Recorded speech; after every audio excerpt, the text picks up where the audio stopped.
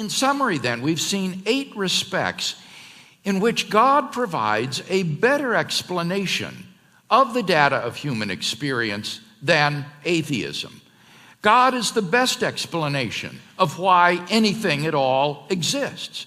God is the best explanation of the origin of the universe. God is the best explanation of the applicability of mathematics to the physical world. God is the best explanation of the fine-tuning of the universe for intelligent life.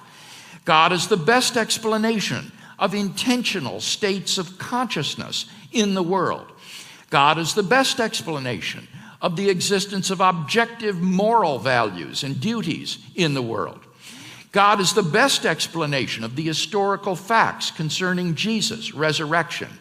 And finally, God can be personally known and experienced. Now, I can imagine that there are some of you here tonight who are silently thinking that all of these arguments for God's existence are well and good, but are ultimately just so much labor lost.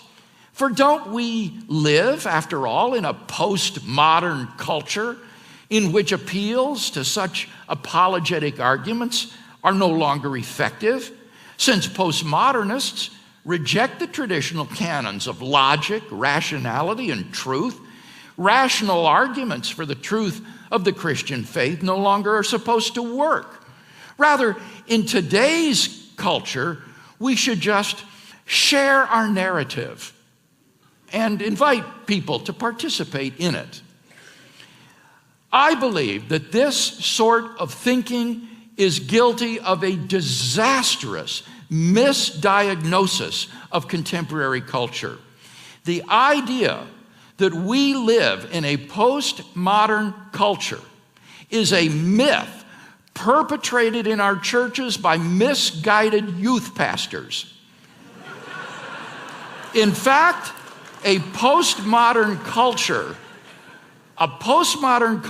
is an impossibility. It would be utterly unlivable.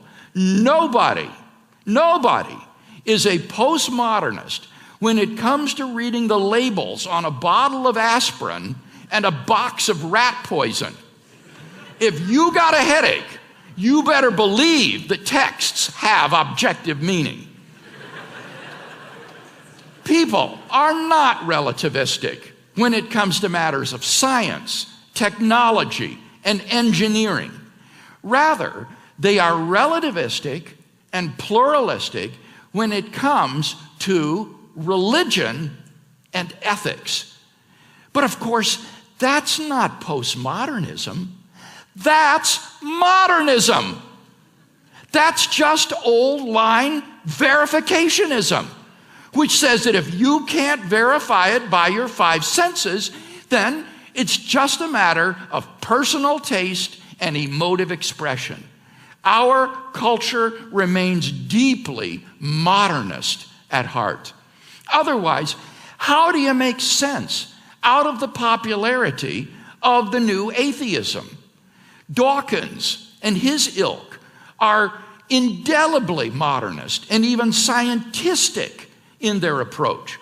On the postmodernist reading of contemporary culture, their books should have fallen like water on a stone. Instead, they have been lapped up eagerly by people who are convinced that religious belief is folly and has nothing going for it intellectually. Seen in this light, the idea that we should tailor our proclamation of the gospel to a postmodern culture is a siren song for the church's destruction. Your old arguments are no longer effective, we're told. Lay them aside. They're of no use. Just share your narrative. And so we are deceived into voluntarily laying aside our most effective weapons of logic and evidence, thereby ensuring unawares modernism's triumph over us. If the church adopts this suicidal course of action, then the consequences in the next generation will be catastrophic. Christianity will be reduced to just one more voice in a cacophony of competing voices, each one sharing its narrative, and none of them claiming to commend itself as the objective truth about reality, while scientific naturalism continues to shape our culture's view of how the world really is.